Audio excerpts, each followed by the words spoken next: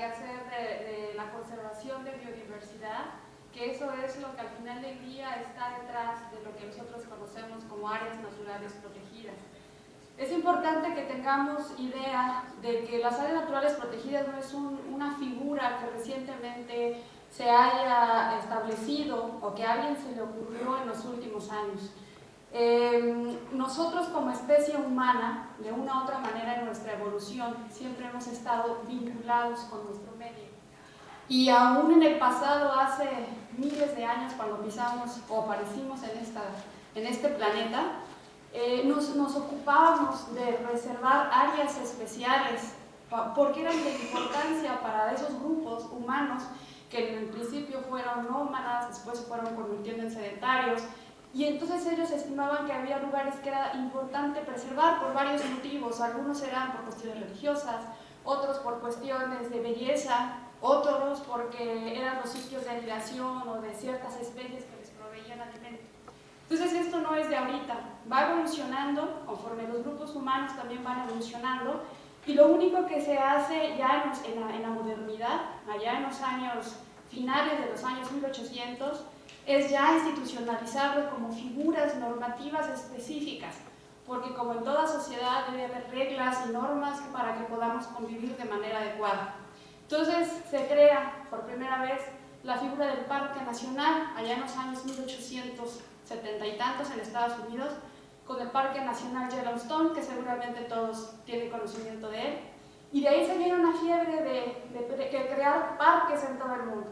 En México se crea su primer parque nacional en 1917, el Parque Nacional Desierto de los Leones, y de ahí, ¿por qué les digo todo este brevario? Porque es impresionante que antes, en aquellas épocas, cuando los recursos naturales no estaban tan amenazados, cuando teníamos hasta cierto punto una gran suficiencia en cuanto a recursos, llámese agua, llámese cubierta forestal, llámese aire limpio, que ahorita hablamos del tema, nuestros antepasados se preocupaban por conservar. Y hoy en día, que todo está en escasez, que todo va en decadencia, pareciera que nos preocupamos por exterminar. O sea, es contradictorio cómo la humanidad hasta cierto punto ha evolucionado a llegar a un nivel que pareciera que vamos a la involución. Entonces, allá por 1917, después 1930, con nuestro presidente Lázaro Cárdenas, se empiezan a establecer muchísimas áreas naturales protegidas, entre ellas nuestro Parque Nacional Cumbres de Monterrey, que como ya lo decían en la presentación pasada, originalmente tenía aproximadamente 236,000 hectáreas. ¿Por qué lo traigo a colación? Porque el motivo de su delimitación en gran medida fue el crecimiento de la población, el crecimiento del asentamiento humano. Entonces, ¿qué medidas se tuvo que tomar para garantizar una adecuada conservación de esa área protegida que se estableció en los años 30? Se delimitó la poligonal del área, se redujo para que hoy en día ese parque sea de 177,000 hectáreas. Entonces vemos cómo las áreas que originalmente se establecieron en los años 30 pues han ido algunas de ellas modificando por el motivo del crecimiento de las poblaciones. En los antecedentes de nuestro país tenemos por lo menos 4 áreas naturales protegidas que se han delimitado por esas razones. Entre ellas está el Parque Nacional El Veladero, que está allá en Acapulco. Los que hayan visitado Acapulco, pues ahí hay una zona que ha crecido tremendamente y sobre todo con grupos de población muy marginal dentro del Parque Nacional. Está el Parque Nacional Barrancas del Cupatizio, obviamente el Parque Nacional Cumbres de Monterrey, y otro parque nacional que es emblemático porque justo en los últimos días del periodo de gobierno del presidente Calderón se redelimitó, se amplió en alguna parte y se recortó en otra, el Parque Nacional Sistema Arrecifal Veracruzano, que si bien es un parque nacional totalmente marino, porque alberga únicamente ecosistemas marinos como son los arrecifes, tiene un vínculo tremendo con lo que es la ciudad de Veracruz. Gracias a esos arrecifes, cuando llegan los españoles, encuentran que esa bahía era idónea para fundar la ciudad, porque los arrecifes le brindaban esa protección natural a la ciudad. Entonces hay un vínculo, desde ahí lo estamos viendo, entre ese asentamiento humano y esos ecosistemas arrecifales que inclusive los utilizaron para construir sus primeros edificios. Hoy en día hay investigadores que van dedicándose a identificar qué edificios de la ciudad de Veracruz están construidos con piedras o con ecosistemas arrecifales, le llaman las piedras Múcar. Los que conocen bien estos sistemas saben de lo que estoy hablando. Y ahora están viendo los edificios que originalmente estaban con repello, se los están quitando para que queden expuestos estos arrecifes que ahora están ahí como cimientos de esos grandes edificios. Entonces, ¿por qué digo esto? Porque cuando hablamos de urbanismo y áreas naturales protegidas no podemos dejar de advertir ese vínculo tan fuerte que existe entre estos asentamientos humanos y el medio.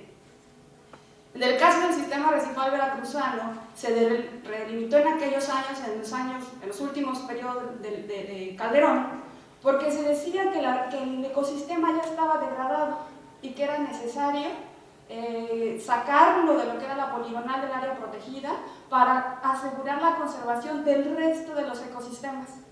Bueno, aquí ustedes que son de ciencia, díganme si un arrecife se justifica, o un ecosistema se justifica que lo saquemos de un área protegida porque ya está degradado.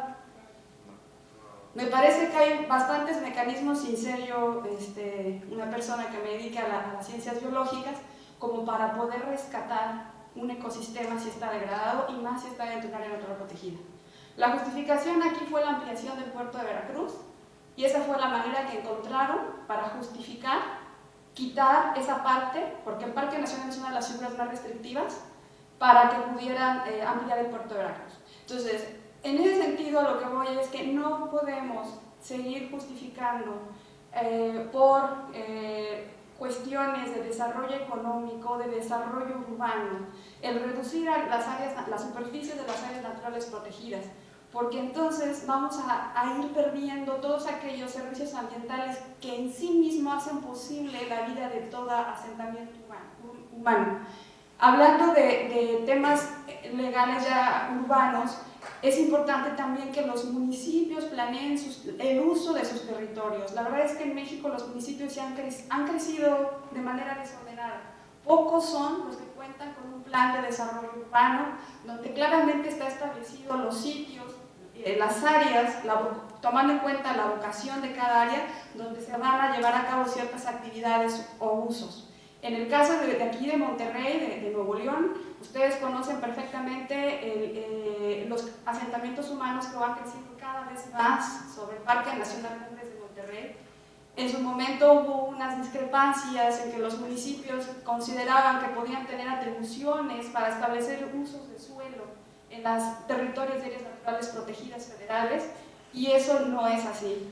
Aun cuando el municipio tiene la atribución de sí definir el uso del suelo en su territorio, esa atribución termina en donde empieza el territorio de un área natural protegida de competencia federal. Entonces, aquí se ha generado una controversia, un conflicto, porque entonces el municipio también con justa razón señala, y entonces ¿por qué yo tengo que brindar servicios? ¿Por qué yo tengo que brindar seguridad pública, por ejemplo? Porque el caso de los servicios y la seguridad pública no se refieren a un tema de uso de suelo, se refieren a servicios que por sí mismos tienen que brindarse para garantizar la seguridad de todos los habitantes del municipio. Y hoy por hoy, nos guste o no, dentro de las áreas naturales protegidas con el modelo mexicano, tenemos población viviendo dentro. ¿Se nos terminó?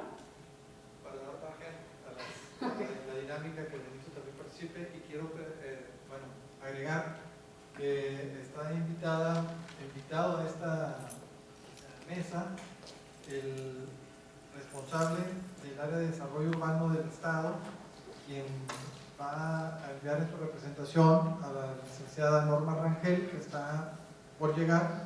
Mientras tanto, el doctor Edgardo Ortiz estará ocupando la silla para que no se vea tan fácil. ¿No? Igual va a participar, me dice, es que ya estoy muy visto. Digo, pues es que eres parte consustancial del parque. Benito, si gustas ahora, por favor. Sí, bueno, el problema de la frontera urbana es sumamente interesante porque ha cambiado la concepción que tenemos de la frontera urbana realmente mucho a partir del siglo XIX, desde el siglo XIX, desde el principio del siglo XIX hasta acá.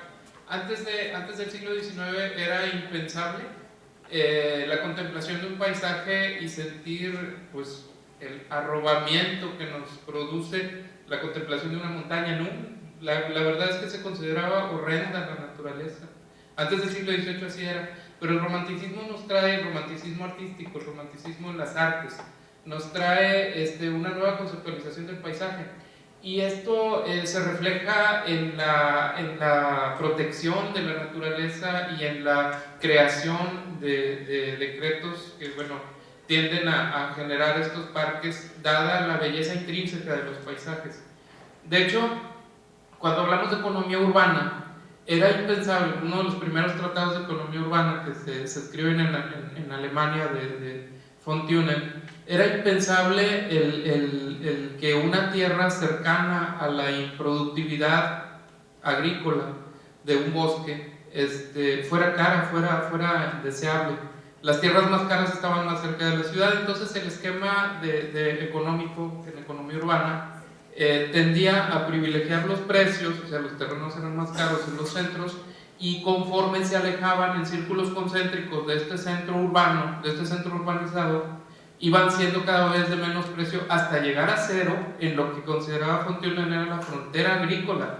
O sea, realmente los terrenos agrícolas eran deseables, eran caros, pero cuando llegaban a la frontera agrícola, hasta los bosques que eran improductivos en términos agrícolas, el valor de la tierra caía a cero. Justamente esta atribución es un lugar bellísimo, y es un lugar en donde cuando uno analiza el mapa de valores de la ciudad, si uno construye un mapa de valores, se da cuenta que los más altos valores de la tierra se encuentran cercano al monumento natural, cercano al parque nacional.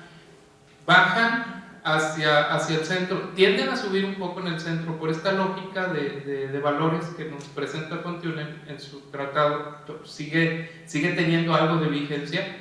Suben un poco ahí y luego se deprecian hacia el norte y hacia el oriente, se deprecian mucho los valores del suelo, hasta llegar a ser prácticamente nulos en las lejanías de la ciudad, mucho más para allá del periférico que bordea la ciudad entre el norte, oriente y poniente.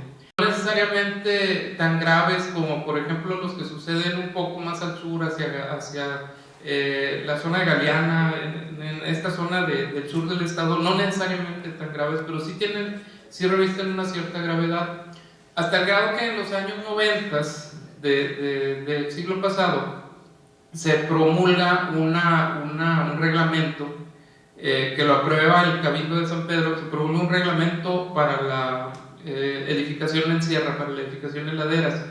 Este reglamento era muy interesante porque, de hecho, digo era porque a pesar de que existe en documentos, no es utilizado como un instrumento de generación de criterios para la edificabilidad. Era muy interesante porque se opuso en ese tiempo se opuso a la normativa vigente, en ese tiempo, de trazar una línea basada en un nivel altitudinal para limitar el avance de la ciudad hacia la cúspide de la sierra, que ya iba avanzando con pocas edificaciones, pero ya iba avanzando con algunas urbanizaciones dispersas, y se opone a este criterio y establece otro criterio basado en la inclinación. Entonces nos presenta un criterio interesante dada la capacidad de carga que tienen los terrenos en la sierra. No solamente, bueno, por supuesto tiene un valor ambiental importantísimo, pero tiene importantes valores de deslave, importantes riesgos de deslave el terreno, dada la composición geológica, ¿no? Pues es prácticamente todo lo que encontramos ahí es formación Méndez, son terrenos con formación Méndez. Cuando uno sube la sierra, cuando uno sube caminando, esto es evidente porque esto está constituido, son piedritas calcáreas con lutita. Esto es el terreno de la sierra. Entonces esto forma un suelo que es tremendamente inestable. Lo que se ha conseguido con esto, o se han conseguido algunas edificaciones con una cierta estabilidad, utilizando sistemas de pilotaje. Se pilotea, es decir, se hincan postes, imagínense, se excava, se hacen pozos y se hincan postes hasta hallar terreno firme y se agarra como si se agarrara con patas, ¿no? Un edificio, y de ahí se desplaza hasta arriba. Cuando se hacen cálculos de ingeniería sobre esto, o sea, cuando sobre este terreno se hacen cálculos de ingeniería, uno puede entonces evaluar las capacidades de carga de los terrenos. Son evidentemente es poca la capacidad de carga. Ahora, lo que llama mucho la atención, lo que a mí me llama mucho la atención, y sí creo que debe de hacerse un comentario fuerte al respecto de esto, es lo que está pasando en la actualidad en San Pedro. Dado que en la norma de edificación y ladera, la que aprueba el Cabildo y que debe de tener vigencia porque no hay derogación de esta norma, o sea, este reglamento debe de seguir vigente, señala que de 0 a 15% dependiente deben de edificarse de 2 viviendas por hectárea, 2 viviendas por hectárea. El actual plan, la revisión del plan actual, que no sé si esté ya aprobado o esté teniendo lugar todavía la revisión, pero hasta noviembre del abril de este año estaba en consulta. El actual plan marca 30 viviendas por hectárea. El área urbanizable evidentemente está, y es muy respetuoso San Pedro en este sentido, de salirse del polígono de la sierra, pero el área urbanizable más cercana a la sierra, o sea, la tierra más deseable porque es aledaña al parque, tiene grados de inclinación que van desde 15% hasta 75% en una porción de tierra que está pegada a Valle Poniente. O sea, ese terreno es el terreno urbanizable. Y ahí hay grados de inclinación que van desde 15 hasta 75. Permítanme, se me perdió el dato.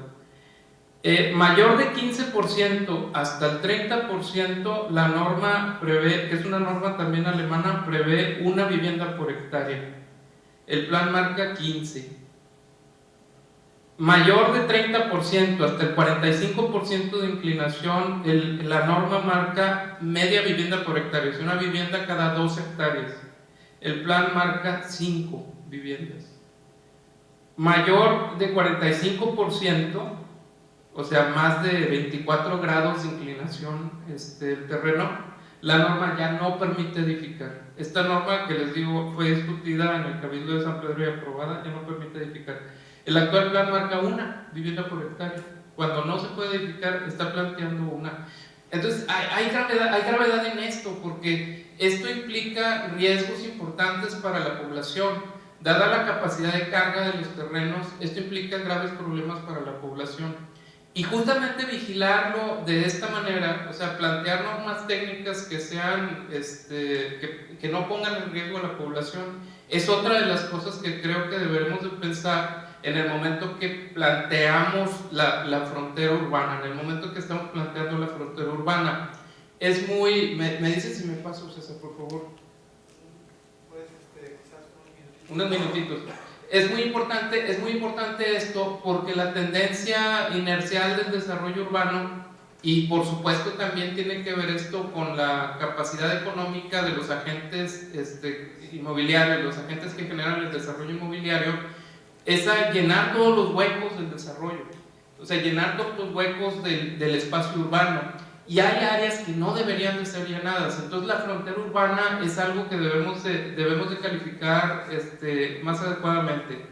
Hay otra cuestión que quiero nada más introducir, quizás no la pueda trabajar, pero es también la necesidad que tenemos, ya lo trabajó la ponente anterior y me parece muy interesante lo que planteó, la necesidad que tenemos de generar corredores biológicos que respeten por ejemplo, las cuencas hidrológicas que conectan el sistema el sistema de movimiento de especies en la ciudad, es decir, plantear un diseño urbano diferente, inclusive, y lo voy a decir porque pues llegamos al momento en que pudiera ser así, inclusive plantear la necesidad de desurbanizar para provocar una conexión de los sistemas biológicos. Tenemos una riqueza enorme en esta ciudad, que es el río Santa Catarina, y que conecta naturalmente una serie de sistemas biológicos en los alrededores del Parque Nacional y que puede aumentar la vitalidad. Esa es una. Y la otra cuestión es que en esta frontera urbana se genera una invasión de especies que puede no ser muy adecuada para la ecología del parque. Es decir, estamos llegando a las cercanías del parque y estamos plantando especies de árboles, estamos haciendo un paisaje diferente, estamos generando cadenas, interfiriendo en las cadenas tróficas naturales y estamos dando problemas al parque. Esto es mi aportación. Espero comentarios, ¿no? Gracias. Gracias, Benito Narváez Tijerina. Disculpo, le dije hace un momento Pereira, tengo un amigo que se llama así, entonces me confundí. Discúlpame, Benito, por favor. Edgardo, ya está con nosotros la maestra Norma Rangel, en representación del subsecretario de Desarrollo Urbano, José Luis Ortiz Durán.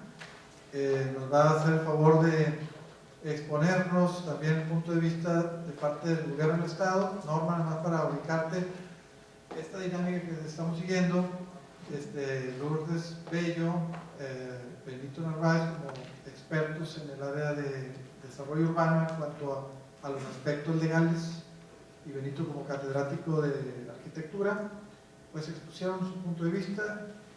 ¿Cuál es la visión, en este caso, del gobierno del Estado en cuanto a esos puntos fundamentales? Yo pienso algo, ahorita tecnológicamente tenemos la capacidad de construir en cualquier superficie. O sea, hay mecanismos para resolver problemas de toda índole, pero no es una cuestión técnica, sino es una cuestión más fundamental, que es el garantizar que los espacios reducidos que sirven, proveen servicios, mantenerlos. Entonces, esa lógica que se sigue en San Pedro, donde hay tanto poder económico, es una guerra entre el poderlo hacer técnicamente y el garantizar un servicio para todos. ¿Qué opinión tienes, Norma, al respecto? Gracias, sí, tienes toda la razón. Por algún motivo los arquitectos y los ingenieros civiles piensan que es posible construir hasta en la luna, lo cual no es cierto. Entonces, creo que esta mentalidad debe cambiar, sobre todo a través de las universidades. Pero quiero retomar un poco el punto. Una pena, disculpen, yo llegué a tiempo, no escuché aquí a la compañera, pero quería retomar el asunto del límite urbano. Cuando se hizo la redelimitación del Parque Cumbres Monterrey en aquellos años 1998, 2000, no recuerdo, el límite famoso, aquella cota 800, ¿verdad? Que era la cota 800, que era una línea recta, digamos, que tenía que ver más que nada por la factibilidad de los servicios de agua, que no podían subir. Cuando se hace la delimitación del Parque Cumbres, se hace mucho bajo el concepto urbano, donde las áreas que ya tenían una factibilidad, pues se dejaron fuera. Y un área a un lado que no tenía esa factibilidad se dejó dentro, cuando tenían las mismas características ambientales. Eso fue algo que se estuvo discutiendo, sin embargo no se tomó en cuenta, entonces ahora quedó así como un zigzag, ¿no? Arriba, y creo que quedó alrededor de la cota 1200. Entonces, esto que comenta sobre el reglamento de zona montaña de San Pedro, que también es del 98, justamente tenía esa idea de que en las partes que todavía eran factibles abajo de la cota 800 se pudiese hacer la edificación, porque hay mucha presión hay que recordar que los cerros lamentablemente aquí no son de la nación, todos son propiedad privada. Entonces, mientras que el parque no es una expropiación, que se hubiera sido lo ideal, el parque creo que la tiene, pues en esa medida el poder económico, el poder legal de muchos de los propietarios, bueno, pues tenía que ganar, ¿no? Entonces, ante eso se tuvo que establecer algún tipo de medida que dijera algo salomónico, que dijera se puede, pero bajo estas condiciones. La ley, a partir del 2009, la ley de desarrollo urbano de aquel entonces estableció justamente que la pendiente del 45% era una pendiente que tenía que respetar. Y esto, bueno, funcionó más o menos y se hablaba de una muy, muy baja densidad, así que prácticamente creo que 200 por hectárea. El asunto es que cuando ahora se modifica la ley de desarrollo urbano, que es ahora la ley de asentamientos humanos, ordenamiento territorial y desarrollo urbano para el Estado de Nuevo León, habla de zonas de conservación, pero en una discusión muy intensa con los legisladores, abrieron un poquito el espacio y dijeron, bueno, las porciones de terrenos con pendientes del 45%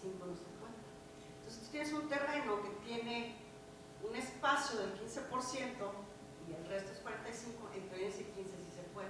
Pero la discusión es, bueno, para llegar a ese 15% voy a tener que atravesar a lo mejor por un 45%. ¿Y qué va a pasar con el resto del crédito? Entonces, lamentablemente, a veces la legislación no prevé estas cosas con seriedad o asume otros intereses, es lo que yo pienso, y ceden, ¿no? Ceden estos temas. Como quiera, la ley y la planeación urbana habla de estas zonas de conservación y evidentemente en el plan metropolitano, que es el que se está elaborando, se está empezando a elaborar, el Parque Cumbres pues está intocable, está como área de conservación. Y está también contemplado dentro de esas áreas de conservación las áreas que comentaban ahorita de los corredores biológicos. Entonces, pues, salvar estas cañadas, que más se hace por el asunto hidráulico que por el asunto ambiental o de flora y fauna de biodiversidad. Entonces, ahora se protegen estos espacios, pues, justamente con la idea de que el flujo de agua no afecte por las cuestiones de deslaves en la propia constitución que tiene la zona, la montaña. Cuando se hace también la rehabilitación del Parque Cumbres, se hablaba mucho y se discutió mucho, no sé si está en el gobierno, Néstor Peckerlin, se discutió mucho sobre el asunto de las edificaciones adentro del Parque Cumbres, porque pues tenemos comunidades adentro del Parque Cumbres. Entonces, había un conflicto entre el tamaño entre que el parque o el decreto pretendía establecer un tamaño de lote y una forma de edificación, y entonces hacer una invasión a la competencia municipal, el famoso 115. Entonces se hizo mucha discusión, porque hablaban de predios de 200 metros, no, a lo mejor un predio de 200 metros no es lo adecuado para esa zona. Entonces, bueno, ahí quedó, finalmente el plan de manejo pues no pudo ser publicado, no sé por qué razón, ya ha pasado mucho tiempo.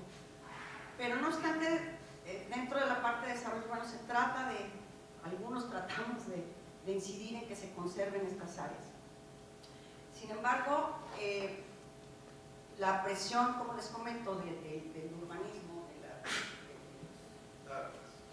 de los dueños de estas propiedades y la legislación, pues siempre otorga el derecho de propiedad para ellos, ¿no?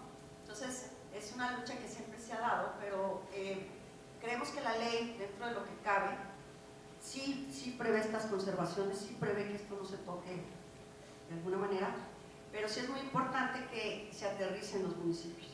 Entonces, el cambio de administraciones también cada 3 años, el cambiar de personal, que se ve el personal que conoce de esto, bueno, pues eso también de repente no tienen esta visión holística, digamos, más completa de lo que es un medio ambiente que hay que cuidar. Muy bien, Norma. Con esa perspectiva que nos muestras, antes de abrir la sesión para que opinen y mencionen cosas, yo quiero mencionar que eso último que dijiste del cambio de administraciones y personal nuevo que desconoce los reglamentos no debería ser impedimento para que se sostengan los acuerdos, las disposiciones de no tocar. Me tocó estar en Viena en 1983. Soy viejo, pero no tanto. Ahora se quise hacer 1983 y recuerdo que se celebraban los 300 años de la invasión turca. Y curiosamente vivía al lado yo de un parque que era la trinchera turca donde se habían establecido, y ese parque no se había tocado en 300 años, no se le había quitado 1 metro cuadrado.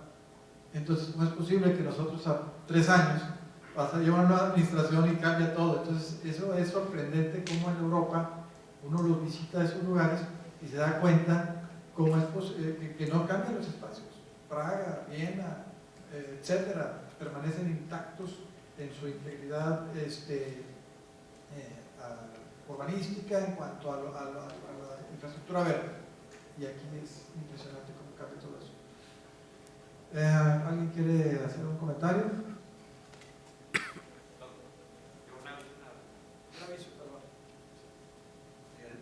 Nos informan que hay un carro mal estacionado afuera. No sé si sea de alguno de ustedes, es un platino. Si es de alguno de ustedes, pues para que lo mueva, por favor. Nada más.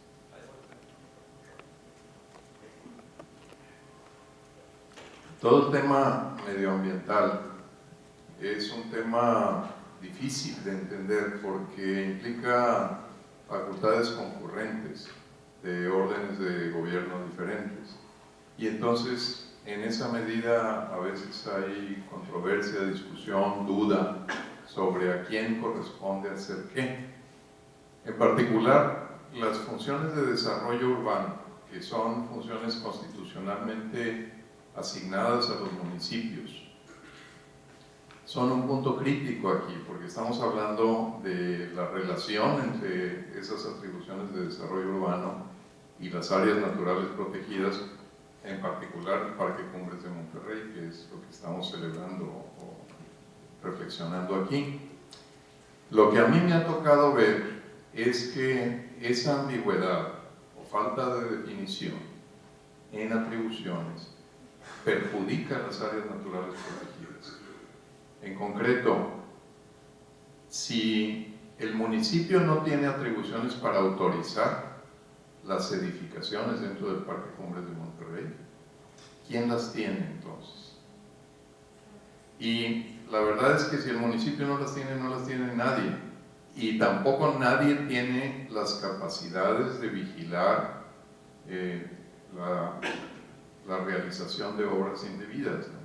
Entonces, yo pienso personalmente que lo que convendría es que mediante convenios de colaboración, que por cierto se está trabajando en uno actualmente por la dirección del Parque Cumbres de Monterrey, convenios de colaboración entre el orden federal, el orden estatal y el orden municipal, quedara claro el reparto de responsabilidades y que el municipio tenga que autorizar una construcción dentro del parque no quiere decir que pueda violar las normas que rigen al parque, porque esas son normas que se tienen que respetar. En el decreto de creación del parque hay normas muy precisas. No se pueden hacer nuevas vías de comunicación, por ejemplo, no se puede pavimentar una calle, no se puede establecer infraestructura nueva, todo eso está prohibido.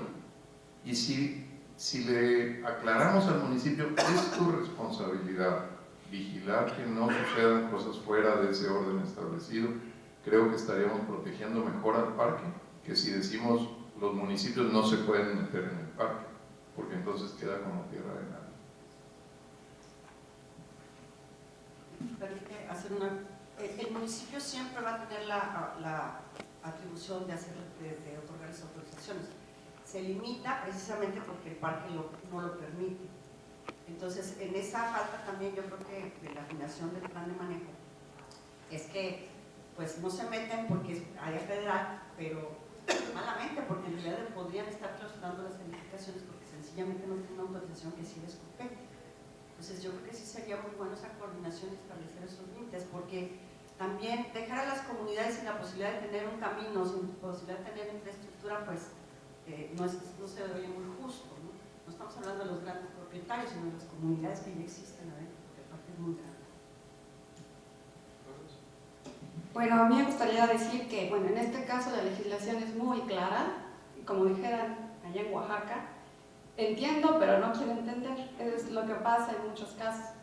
La legislación en materia de áreas naturales protegidas es muy clara, los decretos, bueno, empezando por la Ley General del Equilibrio Ecológico que establece las normas, las reglas del juego, de cómo va a funcionar cada área natural protegida de acuerdo a su categoría de manejo. En este caso, tanto las áreas protegidas como las atribuciones de los municipios derivan de un orden constitucional. No es que se nos ocurrió al Congreso o a quien fuera a establecer esas leyes, vienen desde el orden constitucional. Las áreas protegidas tienen su fundamento en el artículo 27 y las atribuciones del municipio en el 115. Entonces, las atribuciones del municipio, inclusive en el 115, les da un catálogo de todas las atribuciones que van a tener en su territorio. Cuando hablamos de áreas protegidas, nos estamos circunscribiendo únicamente al tema del uso del suelo, ¿ok? ¿Cuál es el uso del suelo que la Federación, en este caso, le ha dado al Parque Nacional Cumbres de Monterrey? Es un uso del suelo destinado a la conservación, definido en una categoría de parque nacional. Entonces le dice al municipio, ¿sabes? Tú vas a poder hacer y efectuar todas tus atribuciones, seguridad, limpia, todas las que podemos conocer en el municipio, excepto la que le atribuye al uso del suelo, a menos de que yo te lo permita a través, como bien se mencionaba, puede ser de convenios, puede ser que dentro del programa de manejo le restrinja únicamente a los asentamientos humanos que ya existen, porque como bien dicen, es injusto que si ya estén, no se les provea de ciertos servicios, pero son asentamientos que ya existen. No son asentamientos que voy a llegar a hacer, todos sabemos el tema que en este caso Valle de Reyes es algo que no existe y que en ese caso no tendría ni razón de ser en un momento dado. O sea, a lo que ya está, bueno, te voy a dar atribuciones para que lo puedas regular. Hay una ciudad, por ejemplo, que es ejemplo de esto, que está totalmente en el corazón del área protegida y que es la ciudad del Carmen, Campeche. Está dentro del área protegida de Laguna de Términos.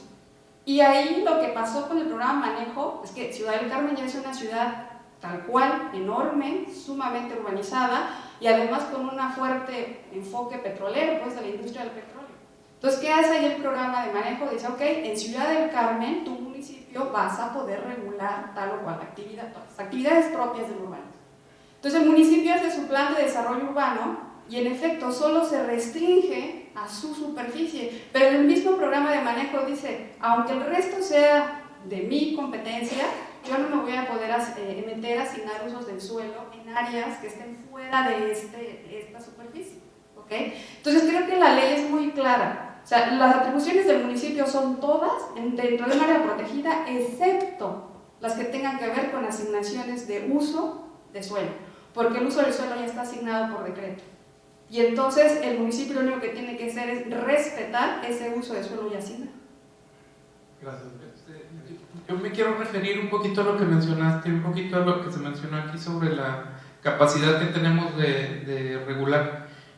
Porque dices, es un parque que no se ha tocado en 300 años porque ahí estuvieron los turcos y a lo mejor dejaron maldito el lugar, no sé por qué. Pero el asunto es que es un terreno bien viejo, hablando en términos de civilización. Es un terreno bien viejo, dice un historiador de la Universidad de California, Robert Marx, dice que hay un desarrollo contingente de Europa, porque si no hubiera habido la peste negra, hubieran crecido tanto que se hubieran agotado los recursos, pero casi se los agotan. O sea, la verdad es que cuando uno va, por ejemplo, me tocó estar en la Palude, es un parque natural en la Umbría, en Italia, y había un museo de biodiversidad y tenían como 5 arañas. Y dices, oye, en 1 metro cuadrado de parque Cumbres hay más biodiversidad que en toda Italia. Entonces, realmente son tierras agotadas, o sea, son terrenos bien antiguos. Tenemos la misma, somos un país muy urbano, ahorita estamos llegando al 80%, somos el 80% urbano. En el mundo estamos en el 50 y tantos %, vamos a llegar en el 2030 casi al 60% de urbanización en el mundo, y aquí estamos en el 80%. Somos comparables a Libia, somos comparables a España, somos comparables a Palau, una isla en el Pacífico. Somos comparables a Estados Unidos también, que anda como por el 81, a Canadá también somos comparables, a Colombia pues también como en el 81, pero no somos iguales, porque cuando nos comparamos con España y vemos la curva de crecimiento de urbanización, ellos ya van en declive y nosotros vamos en aumento.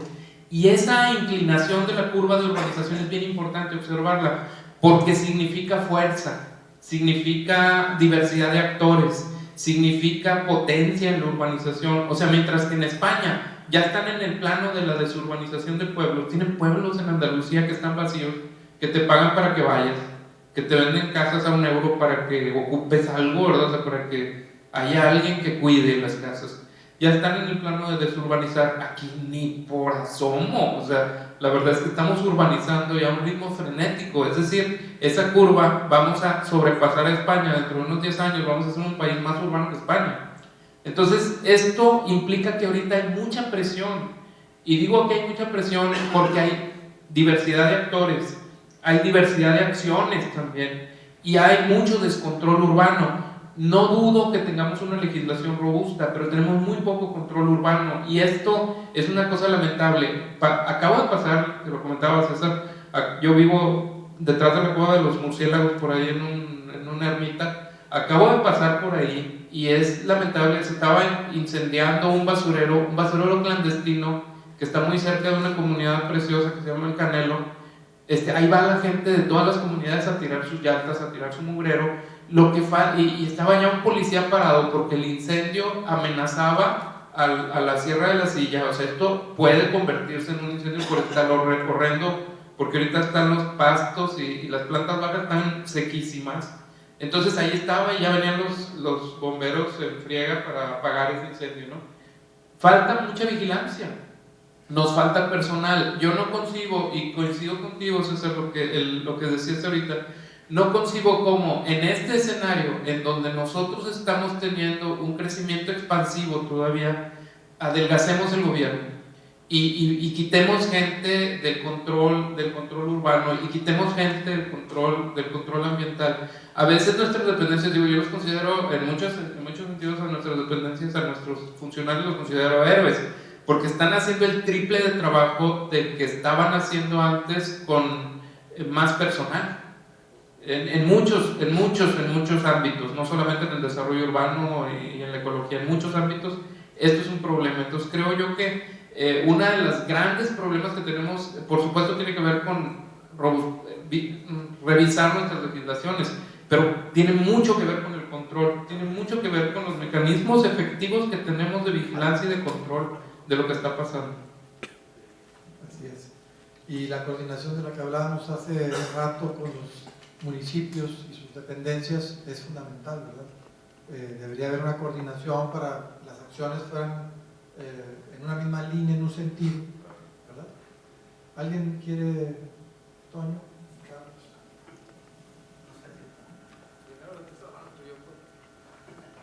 Gracias. Me llamo Antonio. Una pregunta para Lourdes.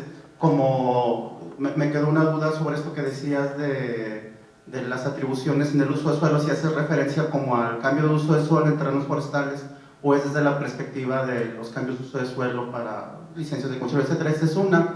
Y otro como dos comentarios, preguntas, uno con, digamos, con carencias en las actuaciones de las instituciones y el otro con lo que decía Fernando en las posibilidades de nuevos modelos de gobernanza. En el primero, yo quiero, seguramente ustedes lo tienen presente, voy a hacer una comparación con el tema de la contaminación atmosférica, donde ahorita un consenso inicial es de que se tiene que generar una nueva institución o una comisión ambiental que atienda la problemática de calidad del aire, porque así lo permite la legislación de asentamientos humanos, de medio ambiente, un poco lo que decías tú de la articulación, Luli. Entonces, ese modelo, bueno, y es un poco replicando el que se hizo de la Comisión Ambiental de la megalópolis, ¿no? Entonces, donde se atienden asuntos de manera regional o de manera metropolitana. A mí me parece que insistir en este modelo de que los municipios cumplen, o que los diferentes niveles de gobierno atiendan sus atribuciones, es un modelo que ya está fracasado y los resultados los tenemos a la vista. Entonces, hay que explorar nuevos modelos, ¿sí?, que tengan ese enfoque metropolitano, porque si no, me parece que esto va a continuar. Y el ejemplo que quiero señalar es de la Huasteca. O sea, nadie tiene permiso de cambio de uso de suelo en terrenos forestales, ¿no? Yo decía un ejemplo, y ahí quiero escuchar su opinión. Para mí, las articulaciones más que entre los municipios tendrían que darse con el nivel de gobierno estatal, y lo veo desde el nivel de agua y drenaje, vinculando la función de agua y drenaje, de la provisión de agua y como el servicio ambiental que nos da el Parque Nacional, sobre todo en la zona de la Huasteca. Si comparamos los presupuestos que tiene agua y drenaje con los presupuestos de CONAMPO para Cumbres de Monterrey, son astronómicamente, hay una diferencia abismal, ¿eh? Entonces creo que ahí hay una oportunidad de intervención desde el nivel de gobierno estatal para trabajos de restauración, para trabajos de conservación que permitan garantizar esta función del servicio ambiental del agua, y ahí hay una coincidencia entre el trabajo que hace la Dirección de Cumbres de Monterrey y la función de servicios de agua y drenaje de Monterrey. Gracias. Bueno, atendiendo la primera pregunta de que si me refería al cambio de suelo o al uso del suelo, no.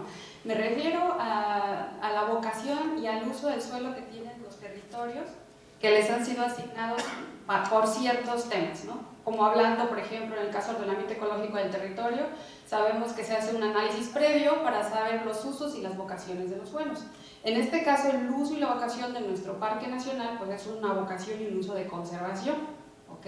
Entonces, a ese tipo de uso me refiero, no al cambio de uso de suelo en terrenos forestales, que es otro tema, pero qué bueno que lo comentas, porque es un tema alarmante también. No sé si recuerden que la Ley General de Desarrollo Forestal Sustentable se modificó el año pasado, en julio de 2018.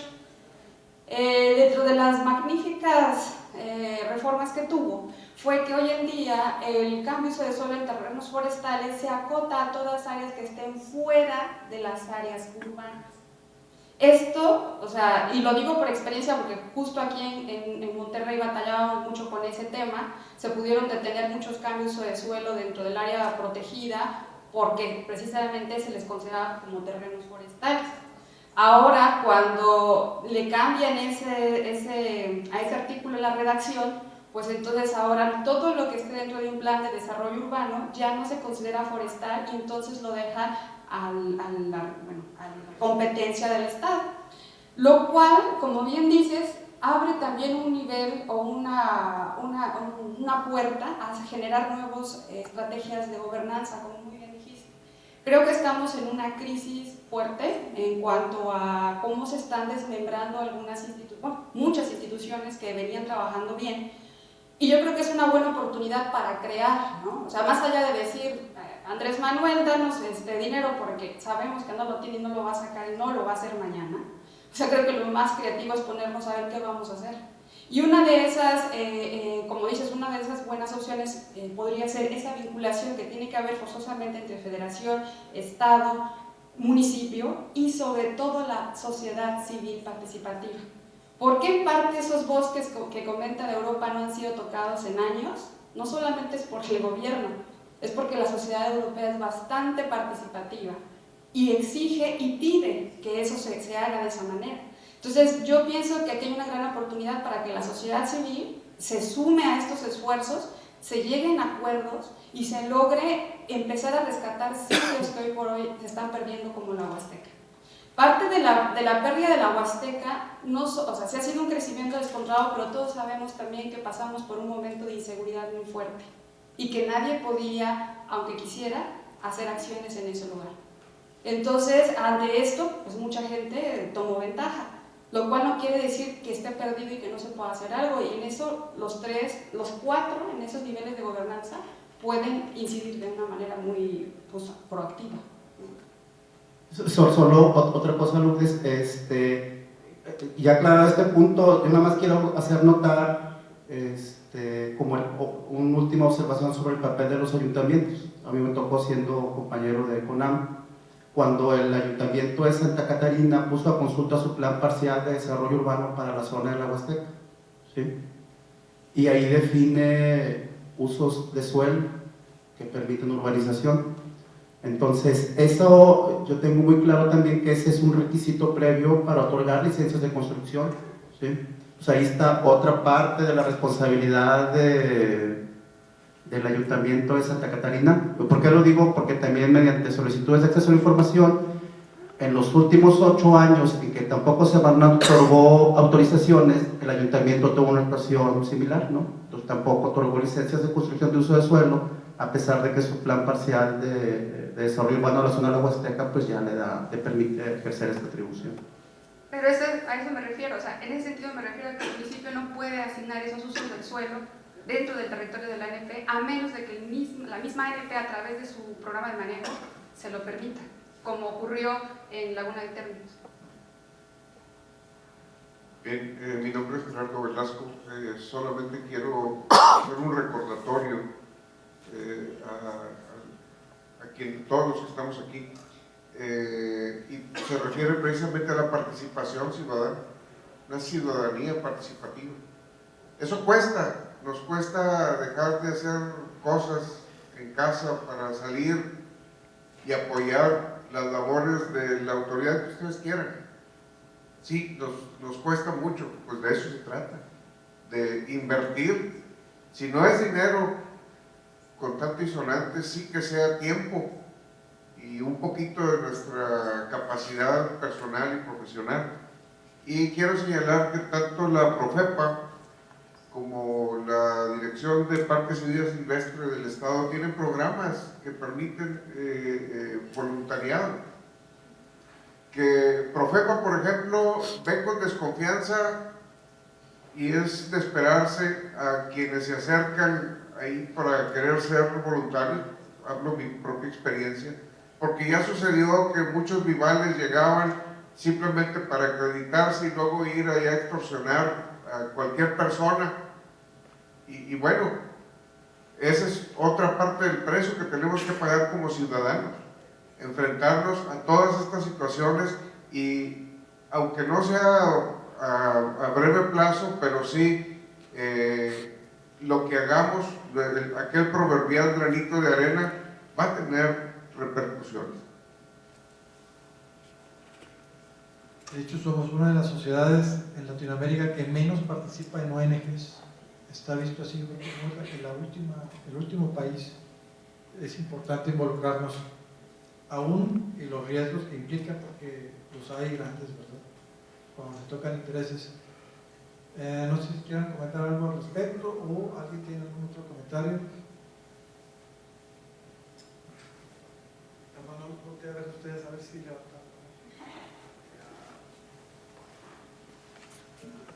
Hola, buenas tardes, mi nombre es Israel. Bueno, yo quería pedir, o sea, la opinión de ustedes en cuanto a todo este tema. Sabemos que pues, las construcciones han invadido nuestros cerros y la pregunta sería ¿qué es lo que se puede hacer en términos legales para poder proteger pues los cerros que ya, como todos podemos observar en el área metropolitana, pues todos están invadidos por construcciones pues, de casa habitación? ¿Qué es lo que se puede hacer en este caso? ¿Sí, iniciativas de ley o qué es lo qué es lo que se puede hacer?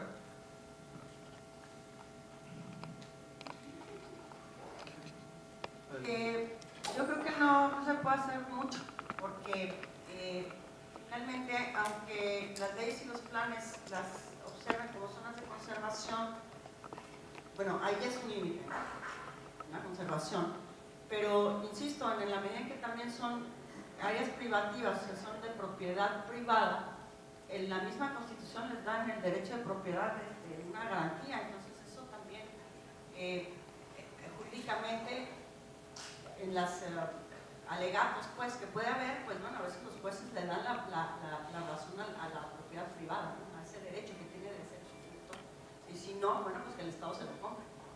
Entonces, cuando en los 80s se hizo un plan de desarrollo urbano que se llamaba el Plan Director de Desarrollo Urbano, y tenía previsto que estaba conservada la Loma Larga, un área de conservación, por ejemplo. Cuando cambian las atribuciones al municipio, la modificación al 115, malamente el Estado, ese es mi punto de vista, malamente el Estado no dijo, espérate, es en materia de construcción, de servicios, de otras cosas, pero no de planeación metropolitana, no de planeación urbana. Entonces, ese plan director se seguía aplicando con la idea de seguir respetando esos usos, creo que era un buen plan. No obstante, legalmente empezaron a haber controversias y se empezaron a perder porque asumían que ya era un plan que no estaba vigente. Entonces los municipios empezaron a hacer sus planes parciales, sus planes de desarrollo urbano, y ante la presión de los propietarios de la tierra y ante siempre el temor del amparo y esto, ¿no? Y ante hechos reales de pérdidas de casos, pues bueno, empezaron a permitir con restricciones. Bueno, te permito en la pendiente del 0 al 15 tantito y del 30 al 45 y en la del 45 nada más. Pero la presión de los dueños de la tierra es muy fuerte. Cuando se hizo la modificación a esta ley de desarrollo urbano, sencillamente querían eliminar la prohibición de la pendiente del 45 porque se podía construir. Entonces fue una discusión muy muy fuerte para evitar eso, y bueno, se logró que al menos en la porción del terreno del 45 se respetara. Pero sí, legalmente, me parece, desde mi punto de vista, ser abogada creo que es complicado. Yo sí quiero aportar a esto porque es que es muy delicado. Esto que estás planteando es muy delicado en el sentido de la propiedad. O sea, es un derecho humano el habitar, o sea, el tener dónde habitar es un derecho humano. Y vulnerar este derecho humano es muy difícil, pero hay que tener imaginación para esto. Por una parte puede ser a través de instrumentos financieros, es decir, aumentar el derecho de estar ahí, o sea, cobrar más predial, que también es una medida súper impopular. Le llegas a una persona que ya adquirió, que tiene recursos para vivir ahí, pero que tiene que mantener a su familia y que tiene unos ingresos fijos, y le sales con que le va a aumentar 10 veces o 20 veces, lo que te guste, ¿no? El predial es una cosa que pues a todos nos pone a temblar, ¿no? O sea, a todos nos pone a temblar. Entonces es complicado. Puede irse por ahí por la cuestión de los instrumentos financieros y hacer inviable la edificación por el costo. Otra cosa también puede ser a través de la obligación. ¿Qué tal y si, por eso les digo que hay que ser bien imaginativos, qué tal y si a las personas que viven ahí las convertimos en vigilantes del lugar? ¿Qué tal y si los enamoramos hasta el nivel de que ellos vigilen que eso esté bien? Fíjate que uno de los grandes problemas que tenemos en los alrededores, porque yo vivo en un contexto rural, es que son vertederos. O sea, todos los alrededores de la ciudad son vertederos de la actividad que está teniendo lugar aquí en la ciudad, y que pues no tienen de dónde deshacerse, o les sale muy caro llevarlo a un tiradero autorizado, o los escombros o la basura, y lo van y te lo tiran en una brecha que consideran que está solitaria, que no hay nadie. Por supuesto que hay mucha gente, ¿verdad? Pero al no estar vigilando, pues pasan estos detalles, ¿no? Entonces es muy complicado. La vía positiva es interesante, es muy interesante evaluarla, porque me parece, los ambientalistas a lo mejor me corrigen o me van a tirar un manotazo, pero me parece que como el 25% de las especies en peligro de extinción que se han podido rescatar desde los años 90 ha sido por acción humana, o sea, han sido por intervención humana. Entonces tampoco somos tan inútiles, ¿no? en el medio urbano. Hay que sopesar bien esto. Por otra parte está imaginarnos un derecho diferente, porque todo nuestro derecho, es decir, en lo que basamos nuestros juicios morales y nuestros que deben de estar antes de la cuestión legal, en lo que basamos esto es en un derecho fundado en el derecho humano. Pero ahorita nos enfrentamos a la necesidad de fundarlo en un derecho de la naturaleza y en un derecho de otros seres vivientes, que no seamos nada más nosotros. Entonces ahí está otra vía imaginativa, cambiar nuestra forma de pensar sobre la naturaleza. Adelante, Luz. A ver, en este tema hay varias cosas. Uno, desde mi perspectiva se requiere una buena planeación de desarrollo urbano. Primero, nuestros planes de desarrollo son adecuados, están sustentados en estudios realmente bien hechos, porque también cuando nos vamos al tema legal, a los juicios, cuando viene el particular y nos impugna el plan y nos los tira, muchas veces a lo mejor porque no tenemos los elementos técnicos para probar que el plan tenía que ser de esa manera y no de otra. Un ejemplo, ¿no? que pasa muy seguido. Ok, suponiendo que ya tenemos un plan muy bien hecho, perfectamente distribuidos los usos del suelo, y el segundo reto, que como ya mencionaban, la eficacia.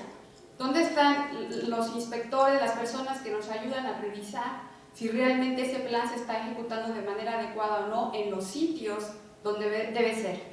Y el tercer punto, que ahorita se abre una ventana muy importante para los municipios sobre todo, al quitarle atribuciones a la federación con este tema de que ahora en los terrenos forestales que estén dentro del programa de desarrollo urbano son competencia del municipio, abren una ventana interesante para que el municipio pueda poner reglas claras sobre cómo se va a llevar a cabo ahora ese tema de la remoción de la vegetación forestal dentro de sus territorios, que antes estaba solamente a nivel de la federación.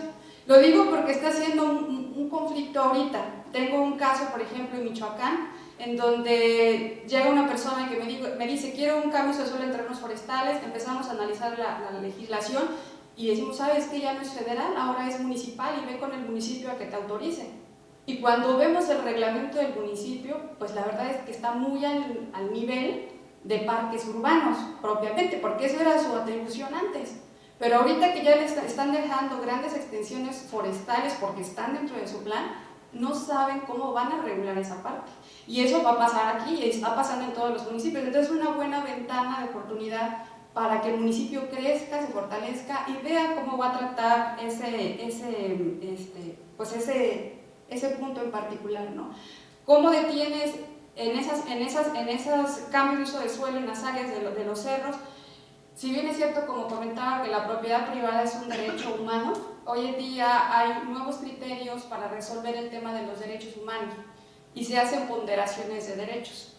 ¿Qué tanto es vital que vivas en ese lugar o qué tanto es un capricho que vivas en ese lugar? Tenemos, por ejemplo, el caso de Cabo Pulmo, ¿han escuchado de ese caso? Querían hacer un centro de desarrollo hotelero allá en Baja California, en un sitio donde no hay agua, en donde para poder brindar agua a esa gente que iba a llegar implicaba quitarle agua a otras comunidades y localidades. Entonces, como te vas a una ponderación de derechos, no, pues yo tengo derecho al desarrollo económico, puedo poner ahí mi gran hotel, pero haces una ponderación y dices, bueno, y los derechos de la comunidad de al lado que también tienen derecho a satisfacer sus necesidades hidrológicas, ¿qué va a pasar?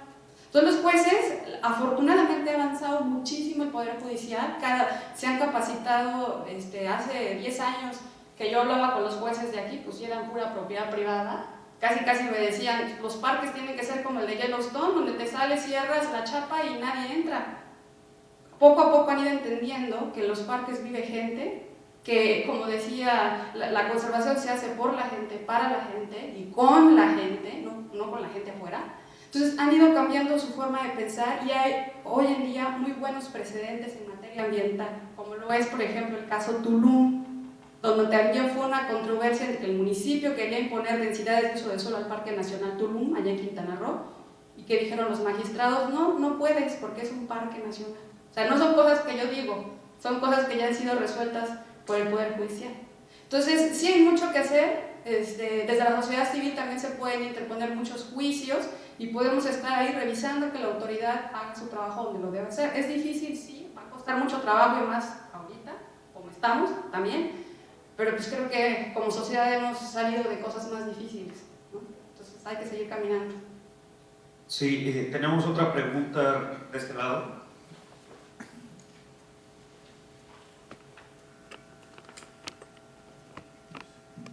Buenas tardes, soy Héctor López de Saltillo. Estoy en una asociación, Amigos de la Sierra, con 120 socios y 270,000 hectáreas aproximadamente. Sobre el tema de participación ciudadana, estamos allá en Coahuila, en el Consejo Estatal Forestal, como invitados desde hace 4 o 5 años y no nos han podido dejar entrar con voz y voto. Y aquí, ayer comentando con Edgar, quisiéramos estar en el Consejo del Parque Cumbres y dice que nada más hay 21 sillas, entonces, pues, ¿cómo participamos si no nos dejan? Es mi pregunta.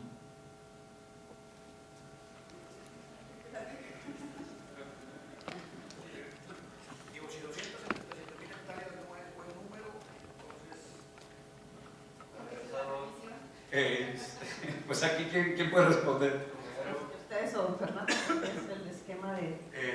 El Consejo Asesor, digamos que es un órgano colegiado que está abierto, habría que solicitarlo para solicitar el ingreso y tomando en cuenta que el grupo de actores que tenemos en las áreas protegidas es muy diverso y muy amplio, entonces por el reglamento al EGEP en materia de ANPs únicamente nos acota a 21 integrantes y por qué no más.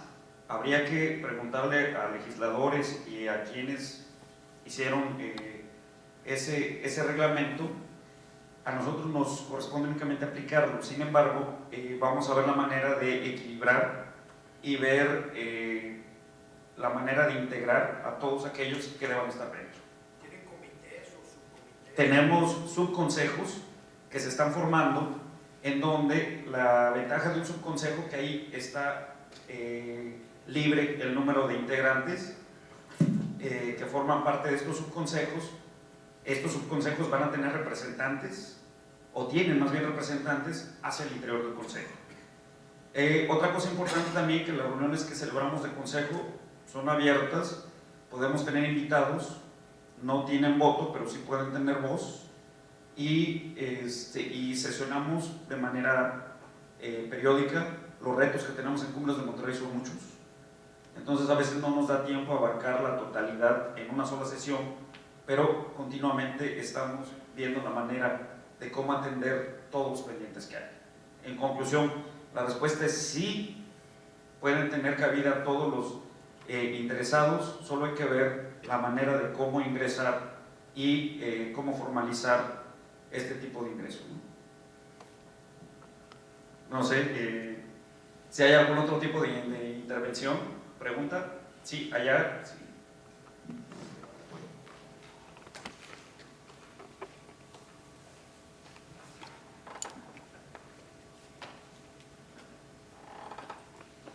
Hola, buenas tardes. Gilberto Ríos, de aquí de Ciencia Política, de la carrera de Energía y Desarrollo Sustentable. Aquí tenemos un pequeño proyecto. Queremos impulsar la creación de un Instituto Metropolitano de Planeación y Desarrollo para el área metropolitana de Monterrey.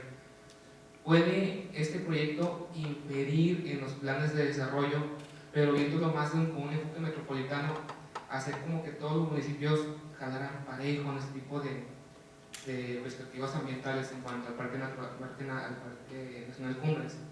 Esa es mi duda más que nada, o sea, ¿cómo hay un marco ahí legal, jurídico? Para que todos los municipios participen. Sí, o sea, para la creación del instituto y que este vaya a imperir en la manera en que de la planeación urbana. Mira, como ya lo mencionaba muy bien al inicio de esta plática, uno de los mecanismos que utiliza para que haya ese tipo de coordinación o de trabajo mutuo son los convenios. Entonces sí, se pueden firmar convenios, a nivel federal, municipal, estatal, y inclusive convenios con la sociedad civil.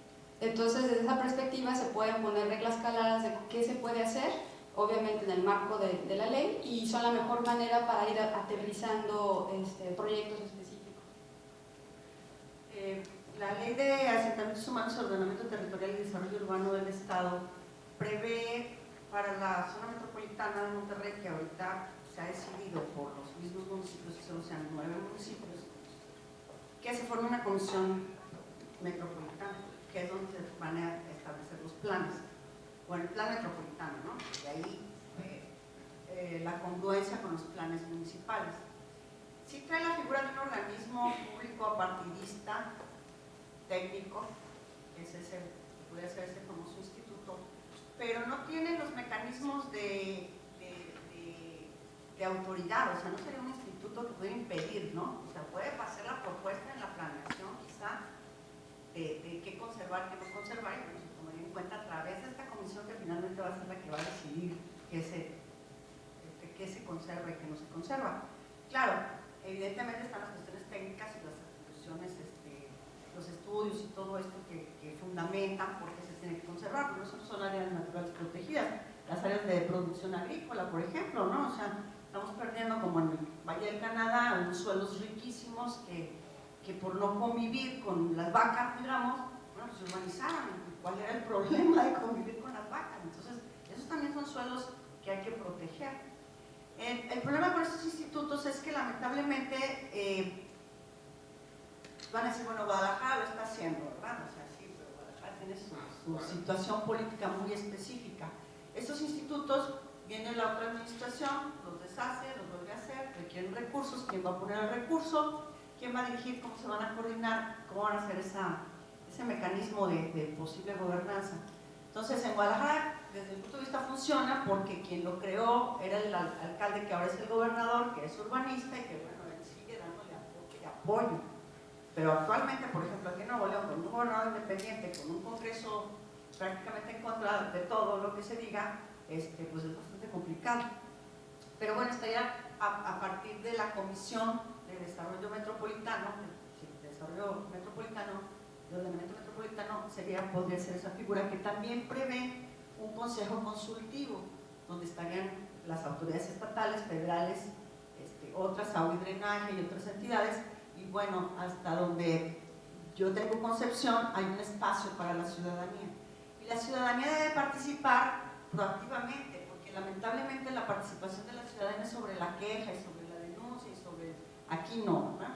Dice el compañero, bueno, que los propietarios se hagan vigilantes, pues sí, pero se hacen en la medida de que yo ya llegué y los demás no pueden, ¿no? O sea, en una posición bastante pues, egoísta desde cierto punto de vista, yo ya la hice y los demás no la pueden hacer, porque arriba de mí ya no quiero que se construya. Pues qué pena, ¿verdad? Pero el plan lo permite, es zona urbana, entonces aunque sea bosque y demás, bueno, esta es la situación. Y sí, lamentablemente yo creo que fue un grave error de esa modificación a la ley de haber cancelado la posibilidad de tener esos controles, porque se hace a través de un consejo y de un comité multidisciplinario donde están todos menos el municipio, que yo también siempre he alegado eso, porque en este consejo no está el municipio, si es el que está afectado, ¿no? Pues es el que tienes que alinear. Entonces ahora los urbanistas dicen, no, pues ya me quitaron este problema de encima y se van por la libre, se van totalmente por la libre, ¿no? Entonces sí existen las compensaciones a través del impacto ambiental estatal, porque ese no se lo pueden quitar de encima, y algunos municipios también hacen una compensación. Entonces llegó un punto cuando funcionaba el consejo, la comisión forestal, donde había 3 compensaciones.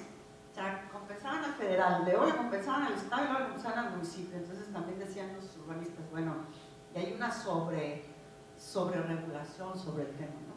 Entonces sí está delicado, no es fácil, tiene muchas aristas políticas y jurídicas que hay que salvar y que a veces, como dice el compañero, pues no están los elementos para poderlo hacer o los recursos para poderlo hacer. Bueno, entonces dijiste algo muy interesante, que a lo mejor ya quien participa después me pongo esto, me pongo aquello, pero antes no participaron en la consulta cuando se dio a conocer el plan de desarrollo. Entonces, ahí los desarrolladores están, pero sí súper al pendiente para participar en las consultas y una vez decir, no estoy de acuerdo con eso, sí estoy de acuerdo con ello, y si no después me amparo y la historia. ¿Qué hace la sociedad civil? O sea, ya se publicó el plan y ya... Universitaria, pues es así como que bien congruente, ¿verdad? O sea, somos gente que estamos comprometidos con la sociedad. En este sentido, como iniciativa de ONG, pues puede ser una vía. Pues esta puede ser una vía y de ahí ejercer presión sobre quien haya que ejercer presión para que las cosas se den mejor, se hagan mejor.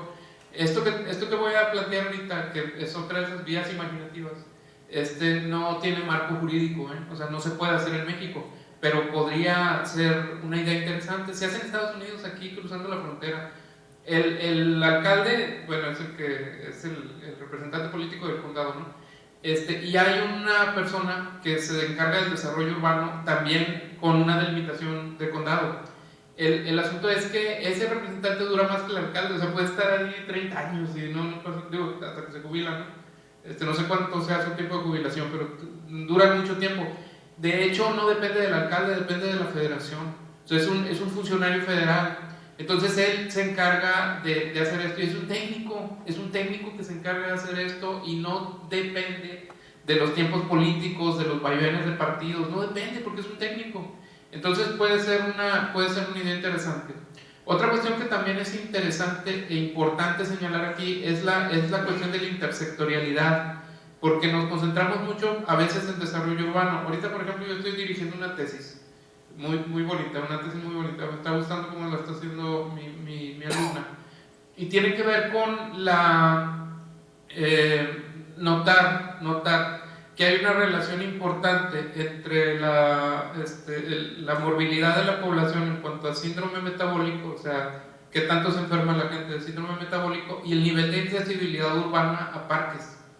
O sea, hay una relación, y ya probamos que estadísticamente es significativa, hay una relación entre menos accesibilidad hay más síndrome metabólico, y al revés también funciona. Entonces, ahí tenemos una cosa que es interesante. Fitzpatrick, un investigador norteamericano de la Universidad de Pensilvania, me parece, habla de que por cada peso que invirtamos en la caminabilidad de un lugar o en que invitemos a la gente a caminar, dejamos de invertir 90 pesos en medios de diagnóstico y de tratamientos, en medicina. Esto se convierte más que en medicina preventiva, porque está más atrás de esto se convierte en fomento de la salud. Y díganme cuánto del presupuesto de salud se destina a parques. Pues no, está absolutamente separado. Es más, o sea, inviten a los doctores aquí, se van a quejar, van a decir, no, nos van a quitar dinero para las medicinas, pero pues no, es que si lo vemos bien, si invertimos a los parques, quitamos enfermos. Y entonces esto empieza a ser un círculo así. Y eso es en la salud. Hay una serie de cuestiones que caen aquí que nos hacen que es necesario pensar que nuestra gestión debe ser intersectorial. Lo que nos limita es los instrumentos que tenemos para la gestión, que en buena medida son presupuestales, y los presupuestos son sectoriales. Entonces no podemos hacer esto.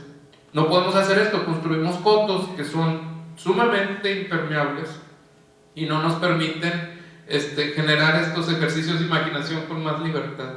Entonces, por ahí, esta es una de las cosas. Para eso sirven las ONGs, sirven para aventar vías imaginativas, o sea, sirven para abrirnos la mente y hacer cosas que pues a lo mejor no se pueden hacer, pero pues se pueden plantear, o sea, somos seres libres, pero... De hecho, podrían hacer iniciativas al legislador. Entonces, esa también es un área de oportunidad, o sea, tú como ciudadano puedes hacer esas iniciativas y presionar a tu legislador para que sea el que cambie, porque ahí está la base de todo, ¿no? Excelentes reflexiones. La prevención, recuerdo la Secretaría de Salud gastó el año pasado 1,000 pesos por habitante en México en materia de salud, 120,000 millones de pesos se gastaron nada más para ese tipo de aspectos que tienen que ver con el síndrome metabólico y demás, que son los que más aquejan a la población.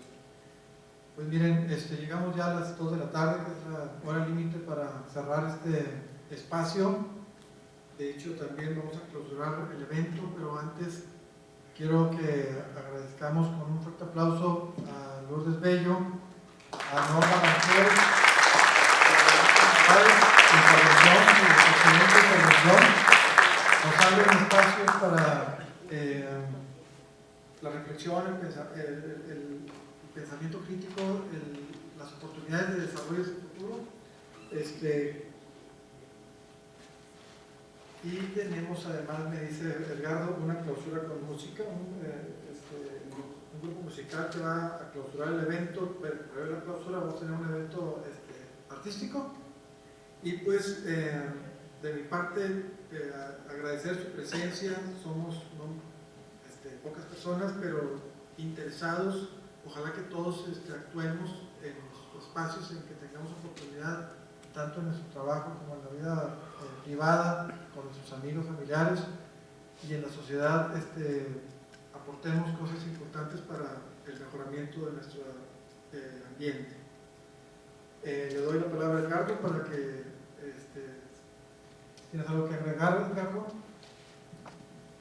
Sí, pues agradecer a todos la participación y principalmente a las organizaciones de la sociedad civil que hicieron posible que se llevaran a cabo cada una de las actividades de este coloquio. Reforestamos México con Perla, Rueda de Medicina con Lorena Herrera, y también los otros compañeros que ya han estado de manera así como que intermitente apoyándonos, Reforestación Extrema, Pronatura, que han estado también apoyando las labores que se realizaron de manera previa, durante y en este momento del coloquio. A los ponentes también, a la Universidad Autónoma de Nuevo León, que nos está dando las facilidades desde el recinto y también desde los ponentes, en donde este coloquio lo organizamos más que con dinero, con ganas, toda vez que no es queja, pero lo han estado manifestando en diferentes ocasiones, lo cual es muy cierto, que los presupuestos nos han ido reduciendo cada vez más. Entonces, cuando platicamos con el doctor Cantú, dijo acertadamente, cumplimos 80 años, vas a pasar desapercibido la fecha. Dijimos, pues no debería. ¿Qué hacemos? Ok, ¿cuánto recurso tenemos? Muy poco. Bueno, pues vamos a ver con los aliados existentes, a ver qué podemos lograr con la finalidad de que sea un evento de conmemoración, pero que sea abierto a todo el público, que no tenga ningún costo y que sirva para dar difusión a todos los trabajos de investigación o trabajos de conservación que se están haciendo en pro de mantener este espacio natural protegido tan importante, y también hacer como que la vinculación y despertar inquietudes y despertar nuevas alianzas para sumar nuevos integrantes a este gran equipo de trabajo. Los retos cada vez son mayores, los retos cada vez son más difíciles, pero yo creo que con el apoyo de más personas interesadas vamos a lograr atender cada cosa en su medida, tiempo y espacio. Entonces, gracias a todos, nos están comunicando. Lore, tenemos un grupo, un cuarteto, creo, de cuerdas, ¿verdad? Si no más me equivoco, de violines que está ya por arribar, ya está aquí afuera prácticamente, pero por lo cual les pedimos que no se retiren, el grupo vale la pena escucharlo. Y sí, vamos a clausurar de manera previa y con el entendido de que no se va a terminar, sino vamos a tener la intervención de este grupo de cuerdas. Para la clausura formal, nos gustaría invitar al licenciado Elizondo, que es nuestro presidente del Consejo Asesor, para que nos dé un mensaje y finalmente nos dé la clausura formal. Pues muchas gracias. Quisiera iniciar esta clausura felicitando a la dirección del parque, a la universidad, al doctor César Cantú Ayala y a todos quienes han colaborado para la celebración y desarrollo de este coloquio, que me parece que ha sido muy rico en reflexiones, muy valiosas, y donde varias veces salió el tema que yo mencionaba al principio, cuando inauguramos el coloquio, que es la participación ciudadana como base de todas las acciones que se puedan emprender en materia de conservación del medio ambiente y de mejoría de nuestras comunidades en general. Si no hay esa base, siempre todo va a estar cuesta arriba. Todo va a estar en pendientes superiores al 45 grados y vamos a batallar mucho como ciudadanos. Y en la medida en que la sociedad, la ciudadanía tenga acá dentro de la cabeza estos propósitos y la jerarquía que deben de tener dentro de la mentalidad comunitaria, en esa medida se va a facilitar la legislación, las medidas administrativas, la regulación, la conservación y todos esos objetivos tan valiosos. Yo quisiera felicitar nuevamente a la dirección del parque por la celebración de este coloquio, por la celebración de los 80 años del Parque Nacional Cumbres de Monterrey, y terminar clausurando con una esperanza, con la esperanza de que esta conciencia colectiva que vemos en todos los magníficos ponentes y conferencistas que han pasado por este escenario en los últimos 2 días, se extienda en la mayor medida posible a toda nuestra comunidad y que repitamos estos eventos no cada 80 años, sino quizá cada 80 días. Ojalá pudiéramos. Yo me uno entusiastamente a ello y comulgo realmente con los objetivos que se han expuesto aquí. Me da mucho gusto, en consecuencia, como miembro del Consejo Asesor del Parque Nacional Cumbres de Monterrey, en este día 24,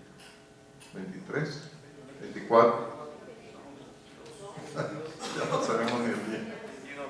En este día 22 de noviembre, siendo las 2 de la tarde con 15 minutos, declarar formalmente clausurado este coloquio sobre el Parque Nacional Cumbres de Monterrey, retos, perspectivas para la conservación.